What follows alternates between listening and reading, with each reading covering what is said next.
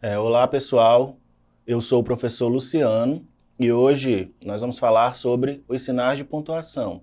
Acredito aqui que todos já tenham ouvido falar sobre isso, né? Nós temos 10 sinais de pontuação que no decorrer da aula nós vamos pontuar.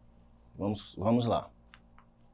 Então, a pontuação é um sistema de sinais gráficos que indica na escrita uma pausa na linguagem oral, garantindo ao texto coesão, coerência e boa compreensão da informação transmitida. Então, os sinais de pontuação, eles são basicamente utilizados nos textos escritos. Na oralidade, nós temos a presença desses sinais, só que não sai na nossa fala, né? Por exemplo, nós não vamos fazer uma pergunta e colocar no final uma interrogação. Nós vamos utilizá-lo apenas nos textos. Então, nós vamos conferir agora os 10 sinais de pontuação utilizados na nossa língua, assim como as situações em que devem ser empregados. Primeiro sinal é o ponto final, né? Ele é usado nas seguintes situações: para indicar o final de uma frase declarativa, ou seja, frases que informam ou declaram alguma coisa. Então, sempre que a gente for terminar um texto ou uma frase, nós vamos colocar o ponto final. Tá? Um exemplo: acho que Pedro está gostando de você. Ponto. Tá? Também o ponto ele serve para separar períodos entre si. Fica comigo, ponto. Não vai embora, entendeu? Então, assim, às vezes ele é utilizado no final de uma frase, às vezes ele é utilizado para separar duas frases, tá? Duas orações, ou períodos, enfim. E ele também vai servir para abreviar palavras. Por exemplo, Vossa Excelência, né, escrito dessa forma, doutor, senhor, página. Então, essas são algumas das funções que o ponto final exerce dentro de um texto. Vamos seguir. 2 pontos. Deve ser utilizado com as seguintes finalidades. Antes de uma citação, né, antes que eu vou citar alguma coisa, quem foi que disse há mais coisas entre o céu e a terra do que supõe a nossa vã filosofia? Essa é uma citação, é uma frase de algum autor. Aí sempre que eu vou colocar no meu texto uma citação, uma frase de alguém que não seja minha, eu vou lá e coloco 2 pontos e acrescento essa frase. Tá? Também para indicar a numeração. Fui à feira e comprei uva, maçã, melancia, jaca. Então, sempre que eu vou fazer uma ordem, uma enumeração de algo, eu vou lá, coloco antes da lista, eu coloco 2 pontos. Também, por exemplo, gosto de todo tipo de arte. Música, cinema, teatro. Então, gosto de todo tipo de arte, 2 pontos. Aí digo as artes que eu gosto, tá?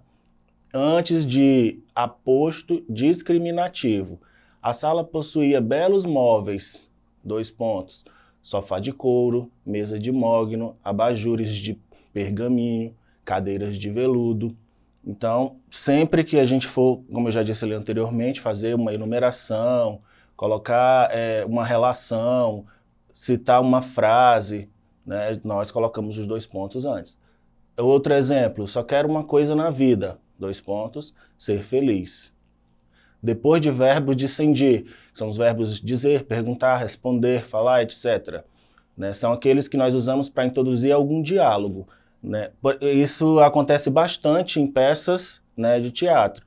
Toda vez que vai introduzir uma fala, né, um discurso direto, nós colocamos antes da fala 2 pontos. Por exemplo, Maria disse, 2 pontos. A língua portuguesa é muito fácil. Continuando. Aí nós temos aqui esse exemplo. Alô, João está? Agora não se encontra. Quem sabe se ligar mais tarde? Reticências. Quem sabe se ligar mais tarde, você não encontra ele, né? Ele interrompeu ali aquele pensamento. Aí colocou as reticências. Ao fim de uma frase gramaticalmente completa, com a intenção de sugerir prolongamento de ideia. Vai prolongar a ideia que ele já tinha ali. Como que ele vai fazer isso? Exemplo: sua tez alva e pura como um foco de algodão tingia-se nas faces de um longe cor de rosa. Ele interrompeu ali a sequência que ele ia dar para moça Cecília, né, de José de Alencar. Estava falando da beleza dela e ele interrompeu o pensamento dele ali, mas poderia continuar elogiando, né? Também serve para suprimir palavras em uma transcrição. O Cristo não pediu muita coisa, ele só pediu que nos amássemos uns aos outros. Tá? Vamos lá, seguindo em frente. Nós temos também parênteses. Tá? Os parênteses, eles são usados para quê? Para isolar palavras, frases intercaladas de caráter explicativo, para isolar datas, e também podem substituir a vírgula ou o travessão. Exemplo, na Segunda Guerra Mundial, abre parênteses, 1939 a 1945, fechou parênteses, ocorrem inúmeras perdas humanas. Então, se eu estou escrevendo ali meu texto e citei alguma data, né, fiz alguma referência a um período histórico, eu coloco entre parênteses.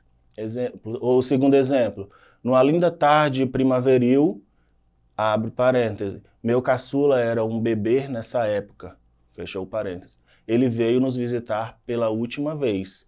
Ele deu ali uma explicação, né, sobre, na época, na tarde de primaveril, falou sobre o bebê dele, o que ele era, colocou entre parênteses. E continuou a frase. Tá? Poderia estar entre vírgulas também, mas enfim, ali ele preferiu utilizar os parênteses. Então, ponto de exclamação também é utilizado após interjeição. Por exemplo, ufa, graças a Deus. Então, as interjeições são essas palavrinhas, né, que fazem parte aí da nossa fala. Por exemplo, ai, né, ui, algo assim nesse sentido. Após palavras ou frases que denotem caráter emocional. Que pena, né, que triste. A gente sempre vai colocar ali nessas palavras que denotam essa sensação de emoção o ponto de exclamação, para dar essa ênfase. Mas a exclamação serve mais para dar essa entonação na palavra que a gente quer enfatizar dentro de um texto. Tá? Vamos seguir. Ponto de interrogação. Ele é usado para quê? O ponto de interrogação, todo mundo conhece, ele é o mais assim, fácil de ser usado, né? Porque serve para fazer perguntas, para perguntar. Então, ele vai ser usado em perguntas diretas, né? Exemplo, como você se chama? Então, é uma pergunta direta. Qual o seu nome? Né? Você veio aqui fazer o quê? São perguntas diretas. Então, ele já aparece lá no final. E, às vezes, pode ser utilizado junto com um ponto de exclamação para enfatizar o enunciado. Não acredito. É sério? Né? É uma pergunta, meio que uma informação. É sério? Perguntei, mas não esperei uma resposta. Tá? Vamos lá. Continuando. O ponto e a vírgula, né? O ponto e vírgula. Ele é usado nas seguintes situações. O ponto e vírgula serve para separar os itens de uma lei, de um decreto, de uma petição, de uma sequência e etc. Tá? Exemplo, artigo 127 são penalidades disciplinares, 2 pontos. Aí nós vemos advertência, ponto e vírgula, suspensão, ponto e vírgula, demissão, ponto e vírgula. Sempre que a gente vai elencar algumas coisas, alguns tópicos, nós vamos, terminando um tópico, a gente coloca o ponto e a vírgula. Aí vai para o segundo tópico, o ponto e a vírgula. Tá? Também serve para separar orações coordenadas muito extensas ou orações coordenadas nas quais já tenham sido utilizadas a vírgula. Por exemplo, o rosto de tez amarelenta e feições inexpressivas, numa quietude apática, era pronunciadamente vultuoso. O que mais se acentuava no fim da vida, quando a bronquite crônica de que sofria desde moço se foi transformando em opressora asma cardíaca, ponto e vírgula. Os lábios grossos, o inferior um tanto tenso. Então ali eu já terminei no cardíaca, já entrei em outra informação a respeito do que a pessoa estava no momento. Vamos lá. E o travessão? Esse também é fácil, né? A gente usa geralmente para indicar a fala, né, um discurso direto de alguém. Tá? Inicia a fala de um personagem no discurso direto. O filho perguntou, né, 2 pontos, travessão. Pai, quando começarão as aulas? Ele também indica uma mudança no interlocutor nos diálogos. Exemplo, doutor, o que tenho é grave? Não se preocupe, é uma simples infecção. É só tomar um antibiótico e estará bom. Aí nós temos a presença de 2 pessoas falando, então cada pessoa que falar dentro do texto, a gente coloca a travessão para indicar que aquilo ali é uma conversa. Unir grupos de palavras que indicam itinerário. A rodovia Belém-Brasília está em péssimo estado. Então eu estou indo daqui para Rondônia. A rodovia Rio Branco, Rondônia está em péssimas condições. Então é um itinerário, tá? Também pode ser usado em substituição à vírgula em expressões ou frases explicativas. Dizem que Elvis, ao invés da vírgula, eu coloquei o travessão. O rei do rock, na verdade, detestava atuar, tá bom? Vamos lá. E as aspas? Ela é usada para quê? As aspas servem para isolar palavras ou expressões que fogem à norma culta, como gírias, estrangeirismo, palavrões, neologismo, arcadismos e expressões populares. Por exemplo, Maria ganhou um apaixonado ósculo do seu admirador. Isso aqui é uma palavra arcaica, né? Então, vou colocar as aspas ali para indicar que ela já está fora de uso. O que é um ósculo? Né? Ósculo é um beijo, tá? Só que ele quis dizer em outras palavras. A festa na casa de Lúcio estava chocante. Isso é uma expressão popular, então ele acrescentou ali as aspas. Conversando com meu superior, dei a ele um feedback. Feedback é uma palavra estrangeira, eu coloco ali as aspas também, tá? Do serviço a mim requerido. Indicar uma citação textual, né? Citar um texto que não é meu, tá? Eu vou lá e coloco as aspas para indicar que aquele texto é de outra pessoa. Ia viajar, viajei.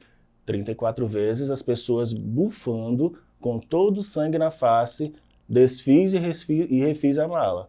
E aí nós temos a pessoa que escreveu, que é essa de Queiroz. Tá? Vamos lá.